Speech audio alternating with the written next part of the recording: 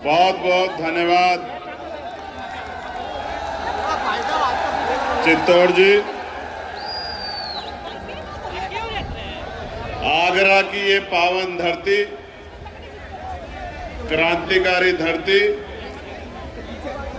और यहाँ उपस्थित ये ऐतिहासिक जनसमूह जो मेरे परिवार के रूप में मुझसे छोटे प्यारे भाई बहनें, बड़ी बहनें, माएँ, बड़े बुजुर्ग हमें आशीर्वाद देने के लिए यहाँ आए। मैं दोनों हाथ जोड़ के उनको जय भीम जय भारत करता हूँ। प्यारे साथियों, ये ऐतिहासिक कार्यक्रम मैं इस पे अपनी बात रखूंगा, लेकिन उससे पहले मैं आप सभी को और इस मंच के माध्यम से जहां जहां तक मेरी आवाज जाएगी देश दुनिया में, मीडिया, सोशल मीडिया, अनेक प्लेटफॉर्म के जरिए मैं उन तमाम लोगों को जो बाबा साहब भीमराव अंबेडकर जी में अपनी आस्था, विश्वास और भारतीय संविधान में अपने विश्वास को रखते हैं, बाबा साहब भीमराव अंबेडकर जी की 135वीं जयंती की हार्दिक बधाई और मंगल कामनाएं भेंट करता हूं और ये प्रार्थना करता हूं महामानव तथागत बुद्ध से और सभी संतों, गुरुओं, महान पुरुषों से कि जब अगली जयंती आएगी अप्रैल में, तो उत्तर प्रदेश का मिजाज आपके बिल्कुल दिल के मिजाज जैसा होना चाहिए, ऐसी प्रार्थना करता हूं।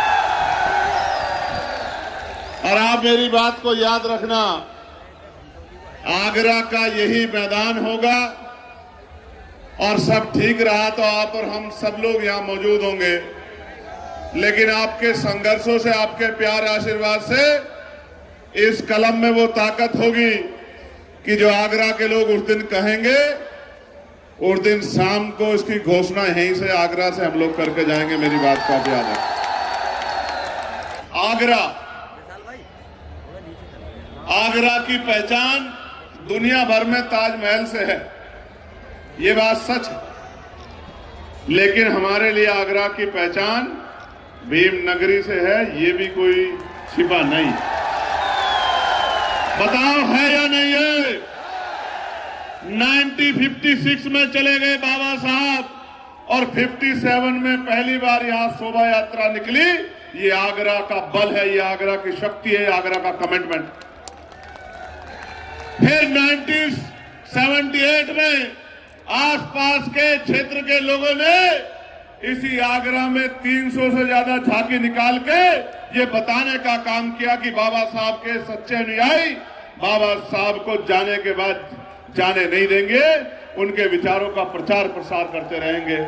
और फिर 1996 से लेके आज का दिन इस मंच पे बड़े बड़े प्रधानमंत्री, राष्ट्रपति, मुख्यमंत्री, उप मुख्यमंत्री, अधिकारी, कर्मचारी, बड़े बड़े मुख्य अतिथि आए और हर साल ये इसी तरह से आगे बढ़ता रहा। मुझे इस बार दूसरी बार यहाँ, एक बार 2022 में और फिर इस बार मुख्य अतिथि बनने का मौका मिला है।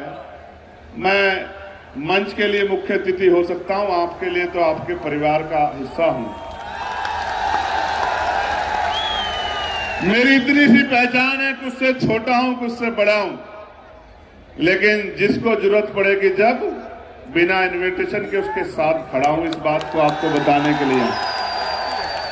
प्यारे साथियों, देश भर में बाबा साहब अंबेडकर की जयंती मन रही। मैं मानता हूं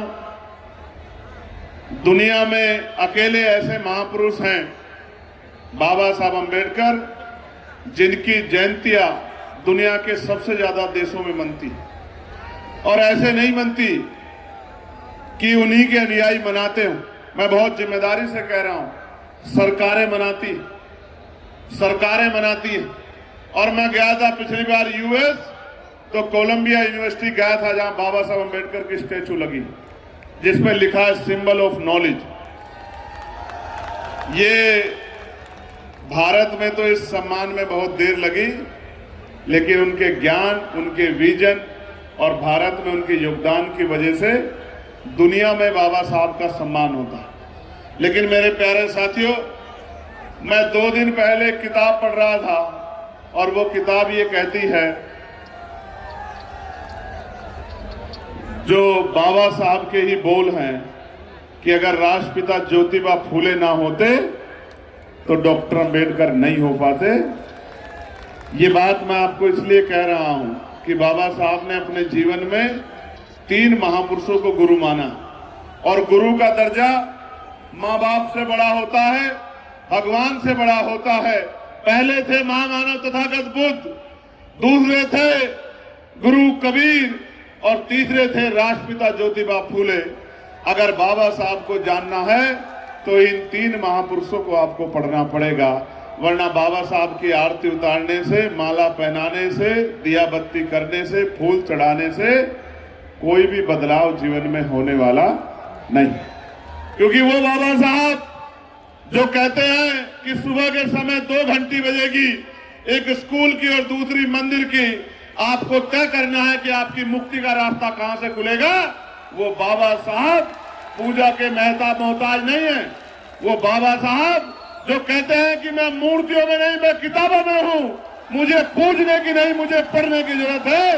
वो बाबा साहब पूजा के मोहताज नहीं है। मेरे लोगों, मैं लोकसभा में था सुबह, हमारे यहां बिल आया है नारी शक्ति वंदन, वो कॉन्स्टिट्यूशनल अमेंडमेंट है, उस पर चर्चा हो रही है।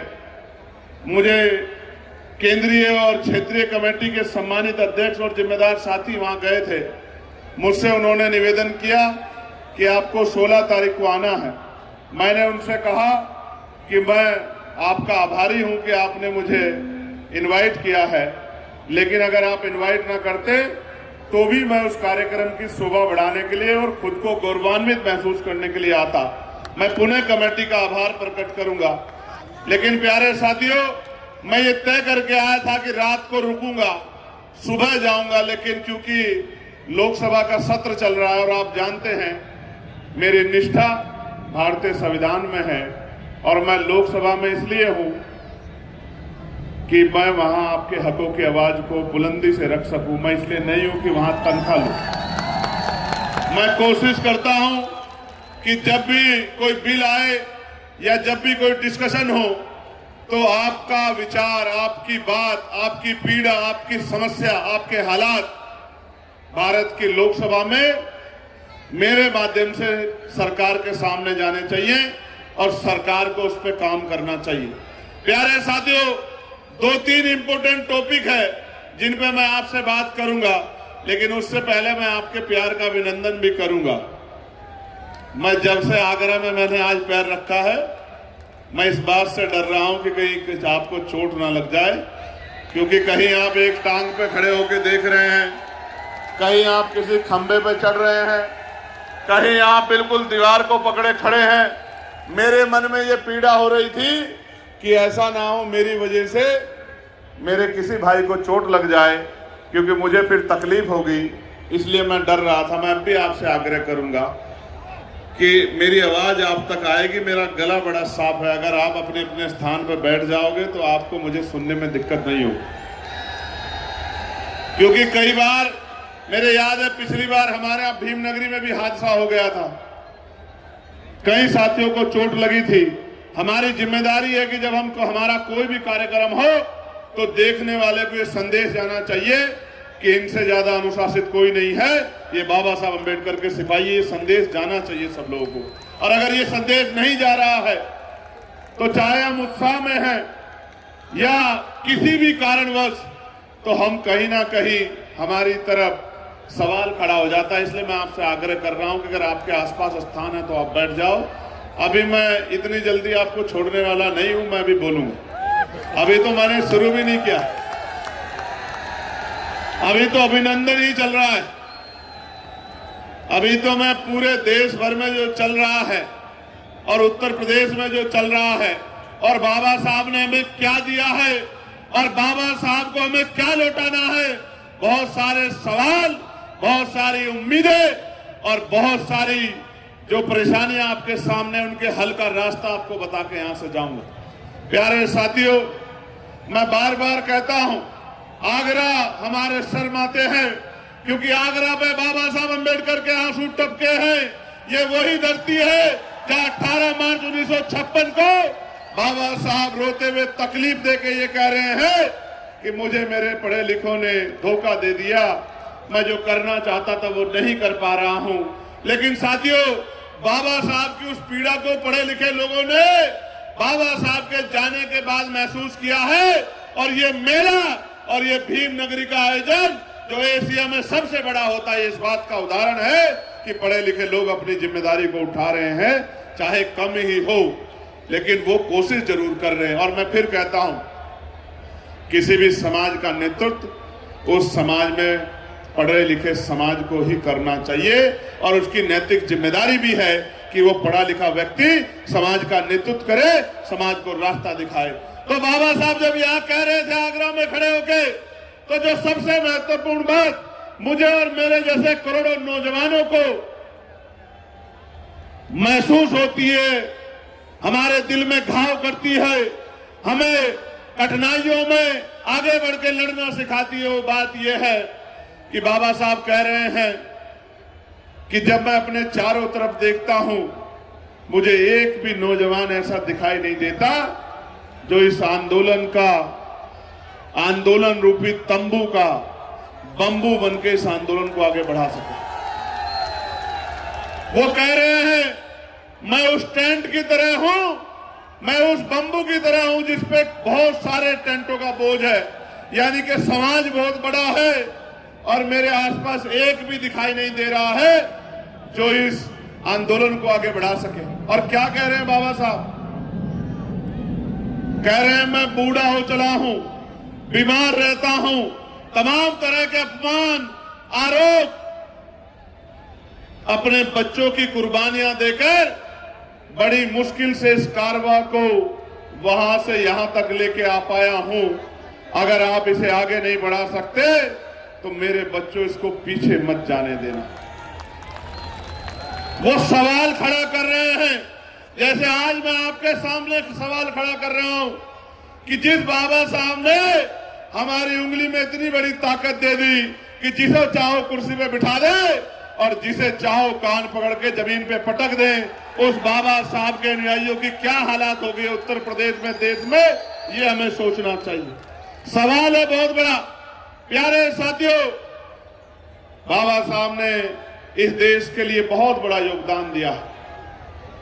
मैं महसूस करता हूं, हम प्रैक्टिकल अगर देखें व्यवहारिकता में, जीवन में, हमारे बच्चे को बुखार हो जाता है तो हमें नींद नहीं आती, हमारे घर में कोई दुख हो जाता है परिवार के मेंबर को तो हम काम पे नहीं जा पाते, और हमारे रहबर, हमारे मसीहा बाबा साहब अम्बेडकर के 4 बच्चे कुर्बान हो गए और 35 साल से कम उम्र में ही उनकी पत्नी भी उनको छोड़ के चली गई। लेकिन बाबा साहब ने आपको नहीं छोड़ा मेरे लोगों, हमें नहीं छोड़ा मेरे लोगों। बाबा साहब ने हमारे लिए लड़ना नहीं छोड़ा, हमारे लिए संघर्ष करना नहीं छोड़ा, हमारे लिए त्याग करना नहीं छोड़ा, हमारे आंसू पूछने में कोई कमी नहीं छोड़ी। और 2 साल 11 महीने 18 दिन में दुनिया का सबसे बड़ा संविधान लिख के हमें बराबरी का जीवन देके गए बाबा साहब अम्बेडकर। उनका त्याग, बलिदान, कुछ भी हम अपने खून का कतरा कतरा देके भी चुका नहीं सकते मेरे लोगों। आप महसूस करके देखो, क्या क्या नहीं पा सकते थे बाबा साहब, क्या नहीं पा सकते थे।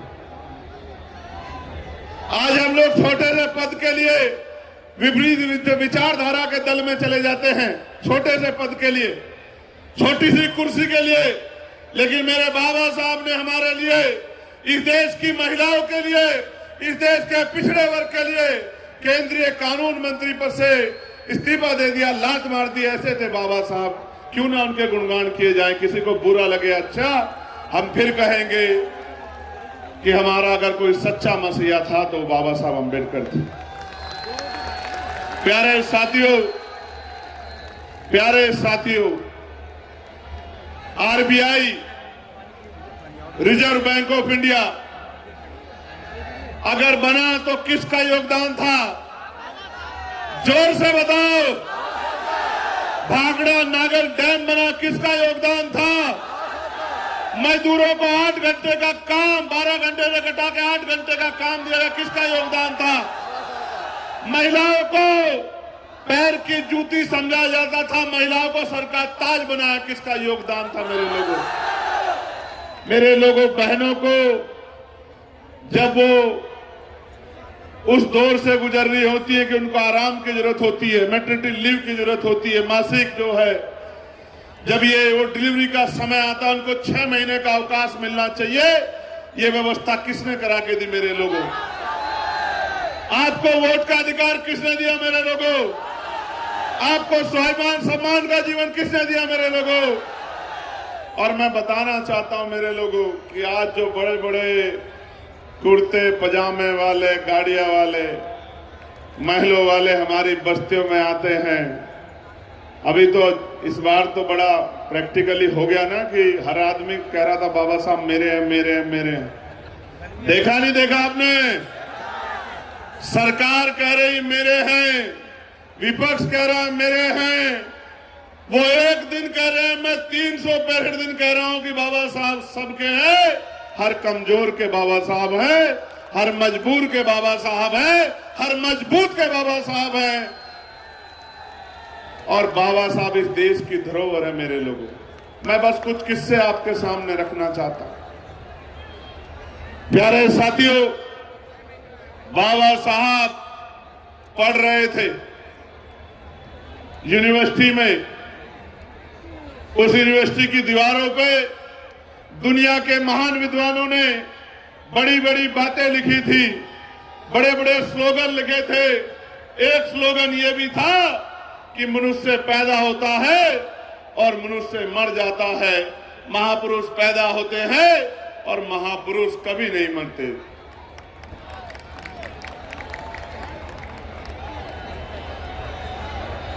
एक बच्ची है बिट्टू,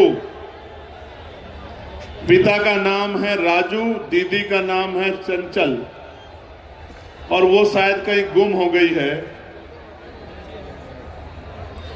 एक बच्ची है कल्पना, लाल टोप पहना है, कहां है?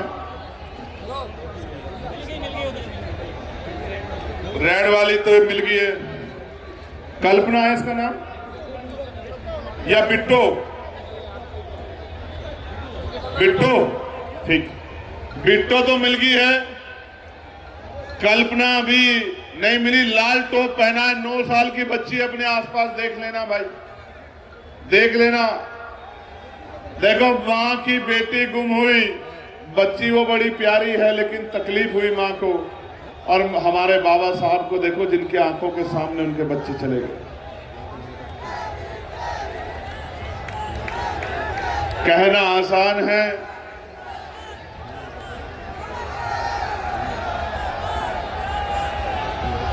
कहना आसान है, निभाना मुश्किल है। इसलिए कह रहा हूं कि बड़े त्याग, तपस्या, बलिदान करने पड़ते हैं, तब जाके बात आगे बढ़ती है। प्यारे साथियों, मैं दोबारा दोहरा रहा हूं, कल्पना जो 9 साल की बच्ची है, लाल टोप पहना है। मैं इसलिए आपसे आग्रह कर रहा था कि अगर आप बैठ जाओगे तो ऐसी परेशानी नहीं खड़ी होगी और बीच में मुझे अपनी बात नहीं रोकनी पड़ेगी, इसलिए मैं आपसे आग्रह कर रहा था। देखो, अगर आसपास है तो पहले उसी को खोज दो, फिर मैं आपसे अपनी दिल की बात कहूंगा। मन की बात तो प्रधानमंत्री जी कह ही रहे।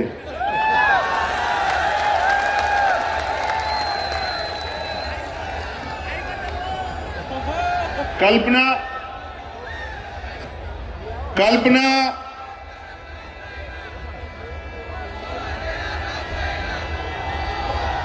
बिट्टो को ले आओ, बिट्टो और चले जाओ।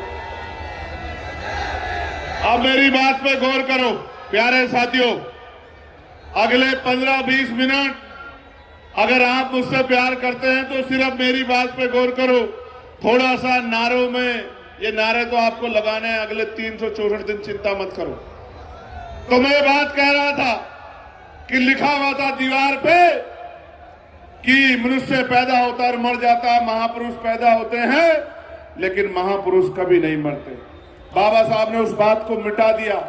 जब बाबा साहब ने उस बात को मिटा दिया तो बाबा साहब की शिकायत हुई कि एक स्टूडेंट है डॉक्टर अंबेडकर नाम का, उन्होंने स्लोगन मिटा दिया है, उनसे पूछा जाए वो इतने बड़े ज्ञानी हैं क्या, क्या इतना लंबे समय से लिखा स्लोगन उन्होंने मिटा दिया है।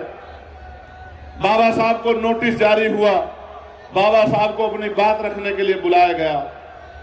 बाबा साहब ने अपनी बात रखी और क्या कहा, मेरी बात को गौर से सुनना।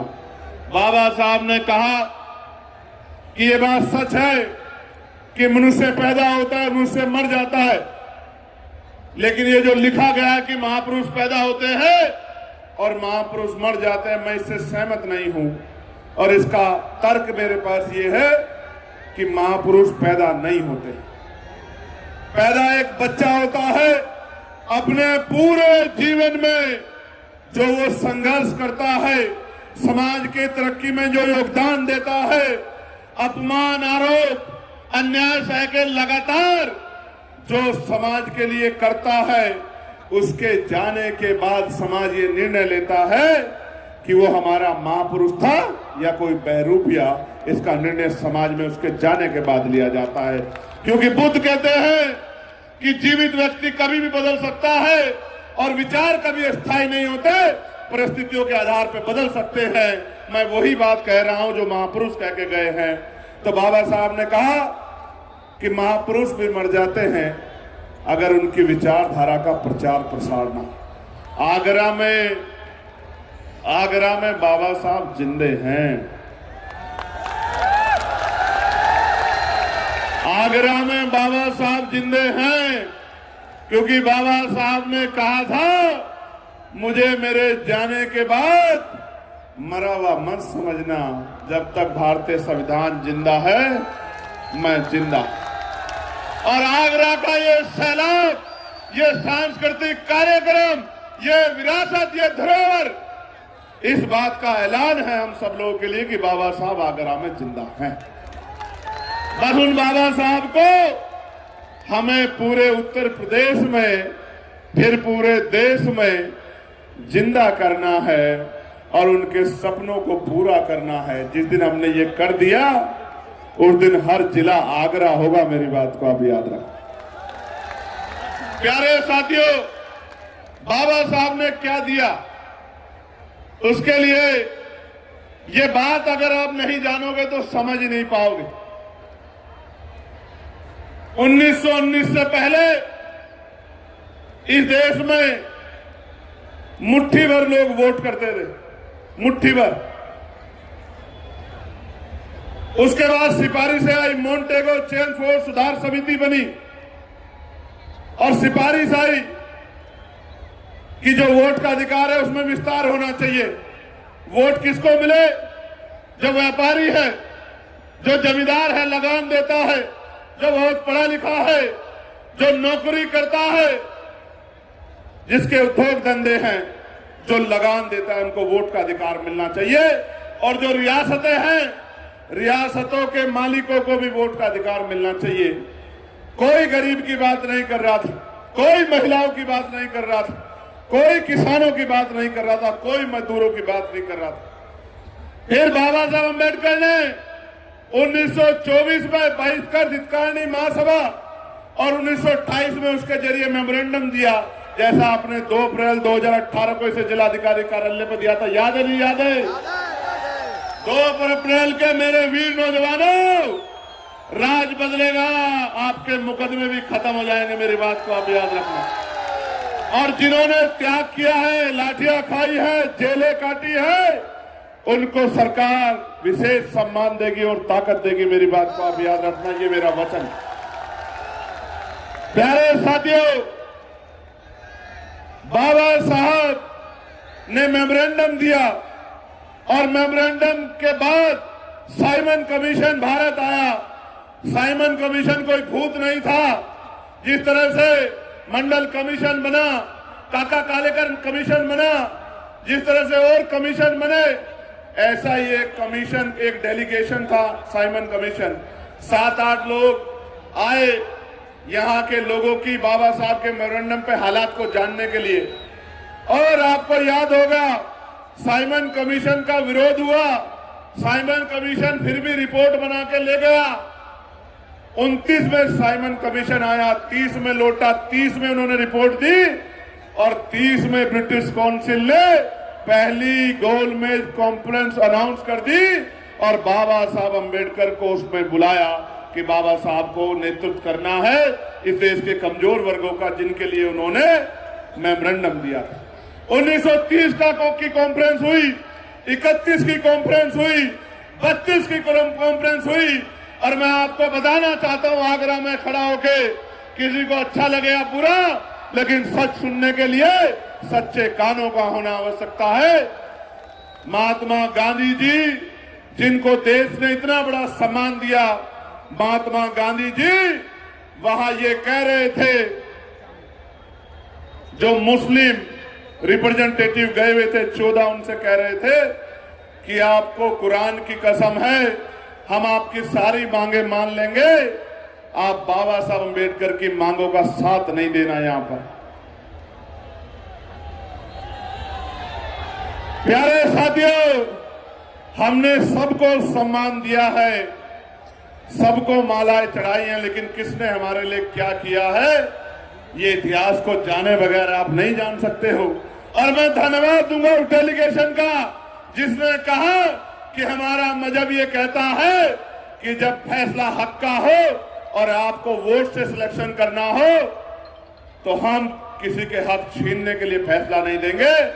हमारी सारी मांगे ना मानी जाए, लेकिन हम डॉक्टर अंबेडकर का साथ देंगे, डॉक्टर अंबेडकर की मदद करेंगे, क्योंकि उनकी मांगे जायज। आज मेरे ऊपर बहुत टिप्पणियां होती हैं कि चंद्रशेखर इनका साथ दे रहे हैं, उनका साथ दे रहे हैं।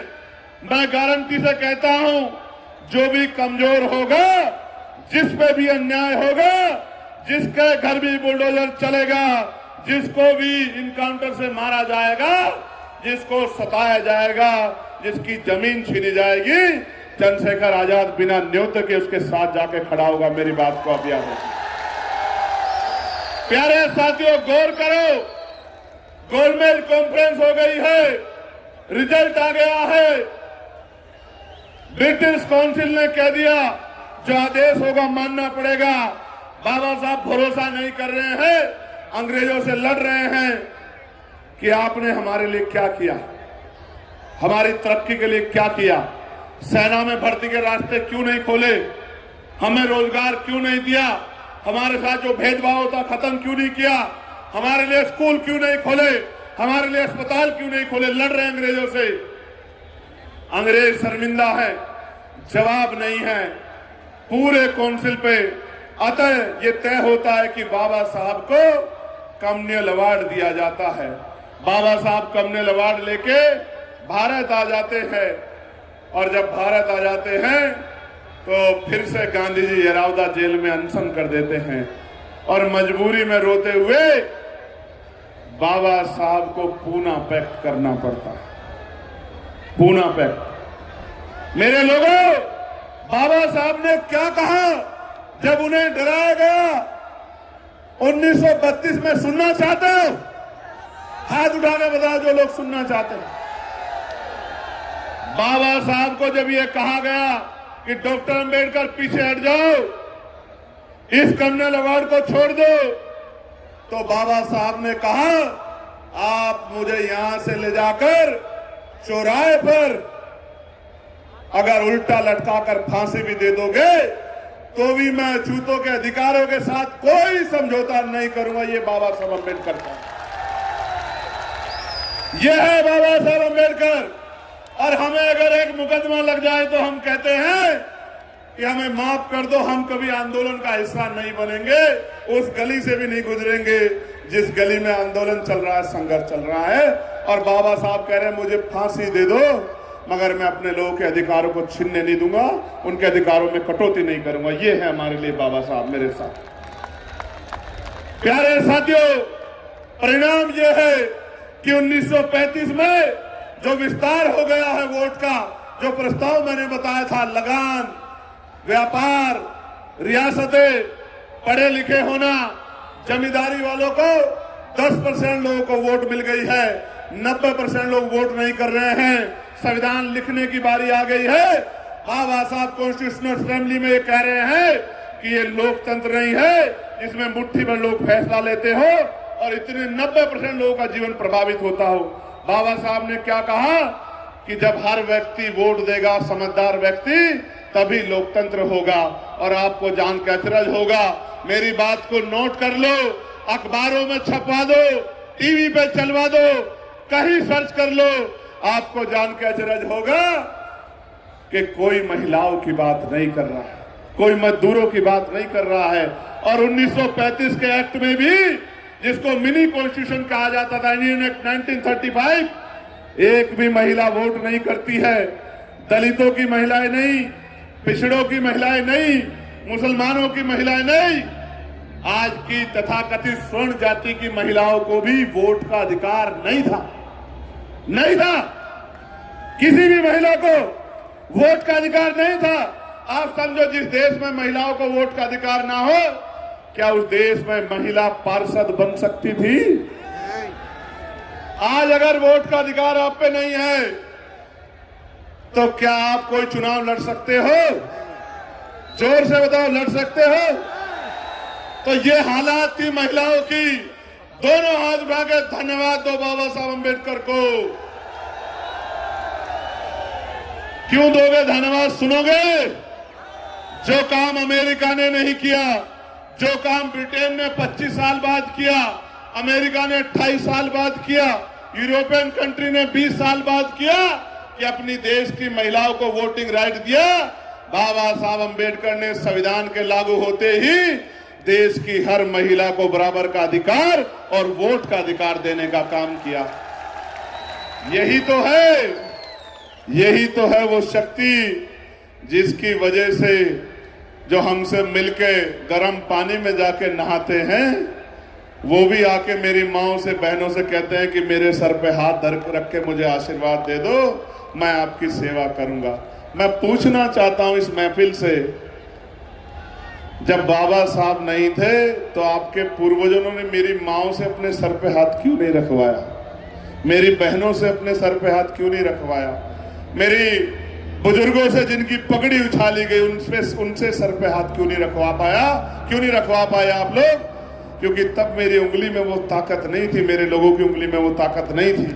आज हमारे लोगों की उंगली में वो ताकत है कि प्रदेश के मुख्यमंत्री हो या उप मुख्यमंत्री, देश के प्रधानमंत्री हो या गृह मंत्री, सलाम तो आपको बाबा साहब को करना पड़ेगा।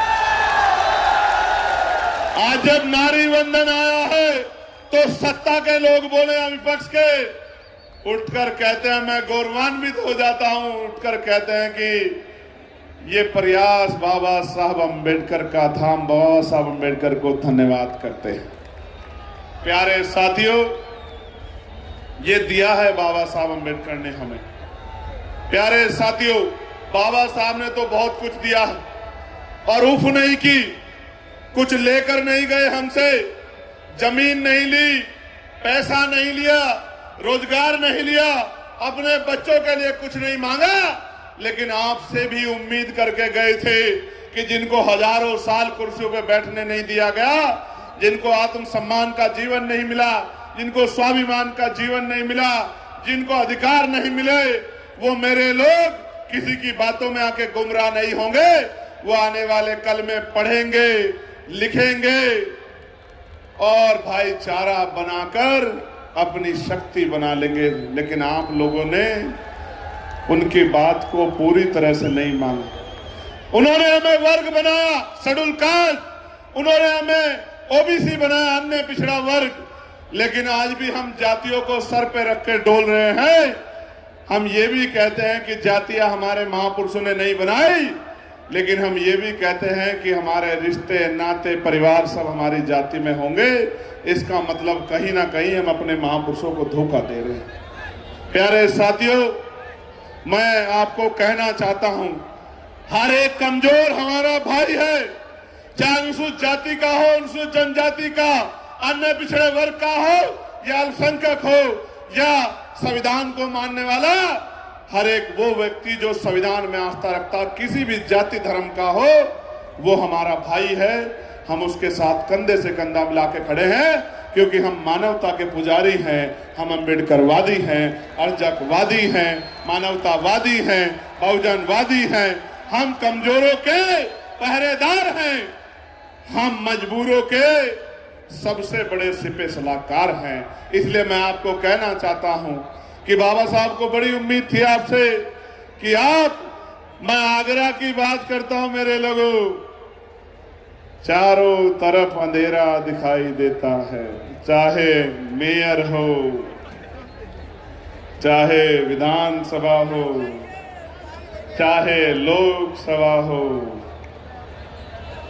चाहे जिला पंचायत अध्यक्ष हो, चारों तरफ अंधेरा दिखा। कौन जिम्मेदार है? कौन जिम्मेदार है? किसने आपकी उंगली पकड़ी है? कौन आपको गुमराह कर रहा है? आप रोटी खाते हैं, अच्छे बुरे को समझ सकते हैं। अभी यूजीसी की गाइडलाइन आई, सारे नेता घर में बैठ गए 2-2 वोट की रक्षा के लिए। अगर कोई मैदान में डटा था तो आपका चंद्रशेखर आजाद और आजाद समाज पार्टी काशीराम भीमार में थी। सब तमाशा देख रहे थे, सब छिपके बैठ गए थे। इसलिए कहना चाहता हूं, आपको टीवी में आपको कोई दिखाए ना दिखाए, अखबार में आपको कोई दिखाए ना दिखाए, आपके पास फोन है, 24 घंटे 7 दिन देख सकते हो कि कौन लड़ रहा है, कौन समझौता कर रहा है, कौन मार खा रहा है, किसकी हड्डियां तोड़ी जा रही हैं, कौन जेल में जा रहा है, कौन आपके लिए आंख से आंख मिला के लड़ रहा है, कौन सवाल कर रहा है, बिजली के लिए कौन सवाल पूछ रहा है, किसानों के लिए कौन सवाल पूछ रहा है, मजदूरों के लिए कौन सवाल पूछ रहा है, महिलाओं की रक्षा के लिए कौन सवाल पूछ रहा है, बच्चों की अस्मिता को जो लूटा जा रहा है देश में, उनके लिए कौन लड़ रहा है। आप अगर सवाल ढूंढोगे तो जवाब खुद ब खुद मिल जाएगा। और जवाब यह है कि अगर कोई है तो वो आपका अपना बेटा, अपना भाई, अपना दोस्त, आपके अपने घर का सिपाही है। बाकी सब लोग तमाशबीन बने हुए। क्या हुआ लखीमपुर खीरी में? क्या हुआ लखीमपुर खीरी में? बाबा साहब की जयंती का कार्यक्रम था। क्या हुआ लखीमपुर खीरी में कि लाठियां चली, महिलाओं को पीटा गया, बड़े बुजुर्गों को पीटा गया, नौजवानों को पीटा गया, कितने ही नौजवान जेल भेज दिए गए। प्रशासन के लोग, पुलिस के लोग सरकार के दबाव में दंडित कर रहे हैं लोगों को। रात को घरों में बिजली काट के पुलिस जा रही है, मारपीट हो रही है, बहनें रो रही हैं, इंतजार कर रही हैं और सरकार से न्याय नहीं मांग रही। कह रहे हैं कि चंद्रशेखर भाई आके मदद करा दो, क्योंकि यहां हमारे जीवन को खतरा। भय का माहौल बन गया, भय का माहौल, भय का माहौल। मैंने आज ही आग्रह किया है बड़े अधिकारियों से, डीजीपी, चीफ सेक्रेटरी से, एसीएस होम से कि संज्ञान ले, क्योंकि हम अपने लोगों पे लाठी नहीं सहेंगे। ये बात मैं प्रशासन को, सरकार को बताना चाहता हूं। क्या हुआ नोएडा में मजदूरों के साथ? मैंने एक वीडियो देखी, एक बच्ची को पीट रहे हैं। मैं पुलिस का सबसे बड़ा मददगार हूं, मैं साबित करके दिखाऊंगा। पुलिस के लोग पीट रहे हैं, लात मार रहे हैं बच्चियों को, डंडा मार रहे हैं, थप्पड़ मार रहे हैं, मुक्के मार रहे हैं, और दूसरी तरफ सरकार नारी वंदन का ढोंग रच रही है। ये है उत्तर प्रदेश की डबल इंजन की सरकार का। क्या हुआ? मेरा गला नहीं सूखेगा, मेरा गला नहीं सूखेगा। मैं सच कहूंगा, और सच ये है कि मजदूर अपना हक मांग रहे थे। आज कोई आगरा से जाके नौकरी कर रहा है, कोई लखनऊ से, कोई बिहार से, कोई कर्नाटक से, कोई महाराष्ट्र से, कोई हरियाणा से, कोई पंजाब से, कोई झारखंड से, बिहार से। आज वो आया था यहाँ कमाने के लिए, आपने उठा के जेल में बंद कर दिया। उसके बच्चे भूख से तड़प रहे हैं, इलाज की कमी कारण दवाई के लिए तड़प रहे हैं, 4 पैसों के लिए तड़प रहे हैं। आपने आंख बंद कर ली है व्यापारियों को खुश करने के लिए, आप उन पे डंडा चला के उनको जेल में बंद कर रहे हो। ये है आपका न्याय। आगरा में क्या हुआ? आगरा में क्या हुआ? मैंने पुलिस की बात सुनी। पुलिस के अधिकारियों ने कहा कि कोई उपद्रव नहीं हुआ, कोई अपमान नहीं हुआ, कोई घटना नहीं हुई। पुलिस के अधिकारियों ने कहा, कहो आप झूठे हो अगर मैं झूठ बोल रहा हूं। लेकिन फिर भी आपने सत्ता के आगे कमजोर पड़ के मुकदमा दर्ज कर दिया। आप सत्ता से कमजोर पड़ गए। ये मेरी वर्दी वाले बहादुर शेरों, मैं आपके लिए पार्लियामेंट में लड़ता हूं कि इंडियन पुलिस एक्ट में बदलाव होना चाहिए। हमारे पुलिस के नौजवानों की 8 घंटे की, भाई बहनों के 8 घंटे की ड्यूटी होनी चाहिए। सप्ताह में 1 दिन छुट्टी मिलनी चाहिए। उनकी वेतन विसंगतियां दूर होनी चाहिए। उनको बॉर्डर स्कीम खत्म करके होम डिस्ट्रिक्ट के बराबर में उनको नौकरी करने का अवसर देना चाहिए। मैं तो आपके लिए लड़ रहा हूं, लेकिन आप क्या कर रहे हो? पुलिस को देख के गरीब से गरीब, कमजोर से कमजोर व्यक्ति जिसकी जान को खतरा है, अपने अंदर ताकत भर जाती है शोक की लाट देख के कि मेरा रक्षक खड़ा है। अगर उसी पुलिस से भय पैदा हो जाए तो फिर काहे की न्याय व्यवस्था? आप मेरी बात को सुनिए और समझिए। प्यारे मेरे साथियों, अभी मुझे बताया गया कि भाई यहाँ की महानगर पालिका ने, ये नगर निगम ने जानबूझ के छोटे और मध्यम जूता कारखानों को बर्बाद करने के लिए एक तानाशाही तुगलकी फरमान सुना दिया है, जिसमें 25 से अधिक मजदूरों के कारखानों को टैक्स लगा दिया गया है। अगर 25-30 मजदूर हैं तो 1000 रुपए टैक्स, अगर उससे ज्यादा हैं तो 5000 रुपए टैक्स, उससे ज्यादा हैं तो 10,000 रुपए टैक्स। पूरी सरकार आपकी ये ट्रिपल इंजन है। केंद्र की सरकार को हम लोग टैक्स देंगे, toll tax, cess, VAT, GST. राज्य सरकार को हम लोग टैक्स देंगे बिजली पे, पानी पे, सड़क पे और तमाम तरह के टैक्स। और अब नगर निगम भी हमारे व्यापारियों को लूटने काम करेगा। मैं सरकार के आप मंच के माध्यम से सरकार को और नगर निगम को ये कहना चाहता हूं कि अपना तुगलकी फरमान वापस ले ले, वरना इसके लिए जो आंदोलन होगा उसका नेतृत्व चंद्रशेखर आजाद करेगा। संभल नहीं पाएगा आप लोगों। और इसको धमकी मत समझना, ये मेरा आग्रह है आपसे, क्योंकि आंदोलन में मुकाबला करने की हिम्मत नहीं जुटा पाओगे। नगर निगम वालों, मेरी बात को याद रखना। एक बात और कहता हूं, ये नगर निगम वालों को और ये आपको, इतनी संख्या है आपकी, एक नगर निगम का मेयर नहीं 2 बना सकते हो, लेकिन इकट्ठे नहीं होते छोटे छोटे स्वार्थ पे, और नगर निगम का मेयर बन जाता है उधर, और फिर कहते हो कि नगर निगम हमारा खून चूस रहा है। जब बटन दबाने की बारी आती है तो दिमाग में जाति, धर्म, दोस्त, ये वो पता नहीं क्या क्या आ जाता है, और जब मार पड़ती है तो फिर आंदोलन याद आता है। आपको मुझे समझना पड़ेगा मेरे लोग।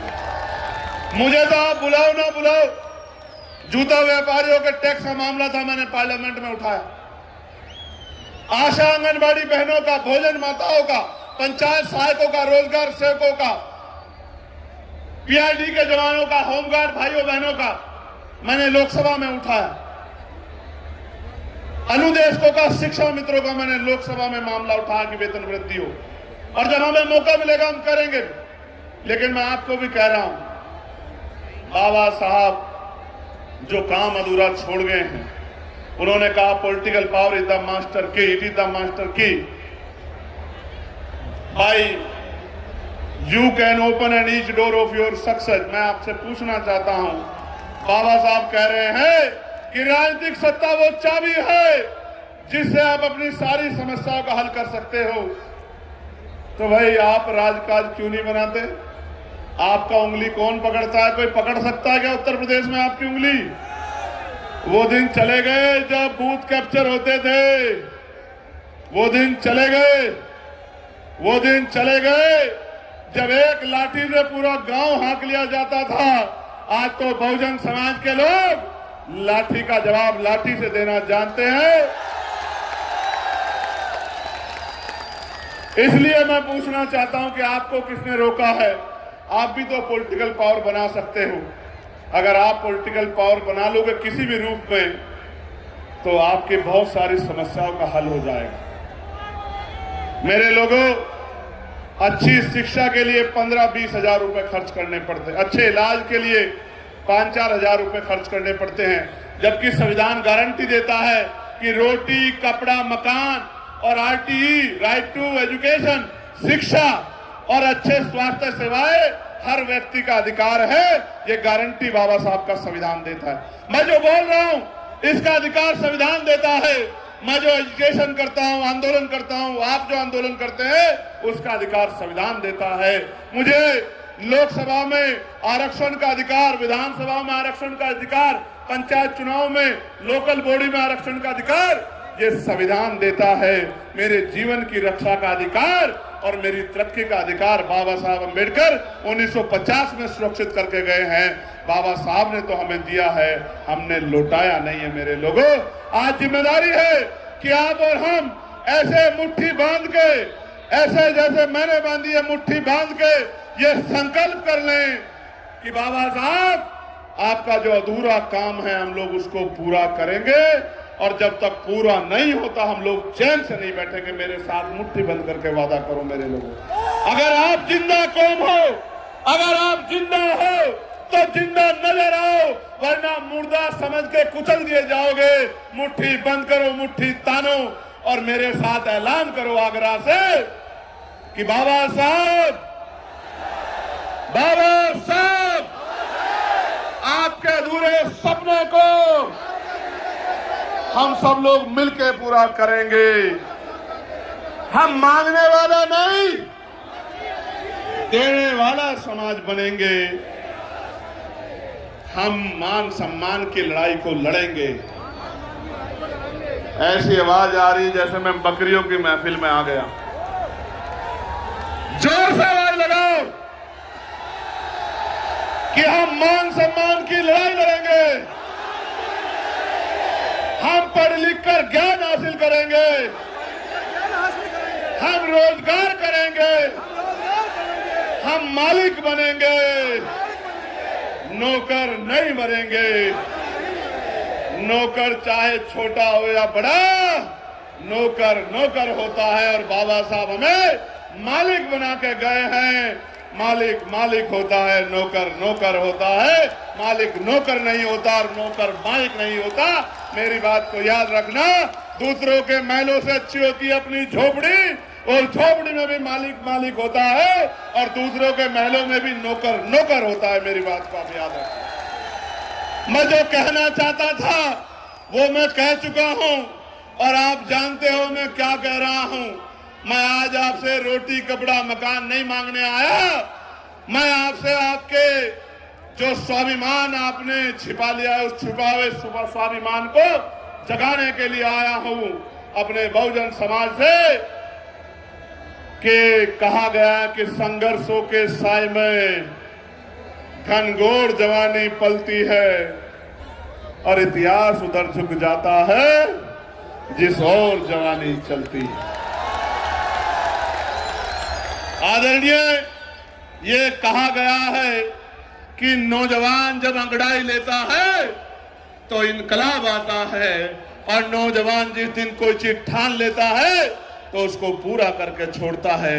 मैं आपसे भी कह रहा हूं, क्या कर्ज लेके साथ जाओगे या कर्ज उतार के जाओगे? महापुरुषों का बताओ, जोर से बताओ। कर्ज लेके जाओगे या उतार कर जाओगे? लेकर तो नहीं जाओगे, साथ संघर्ष करोगे ना। अभी आंदोलन करेंगे नगर निगम वाले में, आओगे नहीं आओगे? ये जो झूठे मुकदमे इनको खत्म कराने के लिए आंदोलन करेंगे, आओगे नहीं आओगे? जेल से डर तो नहीं जाओगे? मुकदमों से डर तो नहीं जाओगे? मान्यवर, मैं आज आपको कह रहा हूं आगरा की धरती से, नौजवानों को कोई कम ना आके, इस देश की आजादी में नौजवानों का खून शामिल है। करतार सिंह सराबा 19 साल के थे। शहीद आजम सरदार भगत सिंह 23 साल के थे। मातृभूमि की रक्षा के लिए हंसते हंसते फांसी का फंदा चूम लिया। उफ नहीं कहा, नौजवान अगर कुछ ठान लेगा तो निजाम बदल के ही पीछे हटेगा। विजय या वीर गति इसके बाद, इससे पहले पीछे नहीं आ जाएगा। क्योंकि जिनके बाल काले हैं वो समझौते नहीं करते हैं। बताओ, मदद करोगे नहीं करोगे? अपने अपने स्थान पर ऐसे खड़े जाओ, दोनों हाथ करके। मोबाइल की टॉर्च ऑन कर लो, दिखना चाहिए हमारा आदमी कहां तक खड़ा है। मैं इतना पसीना पूछ लूं, इतना टॉर्च ऑन कर लो।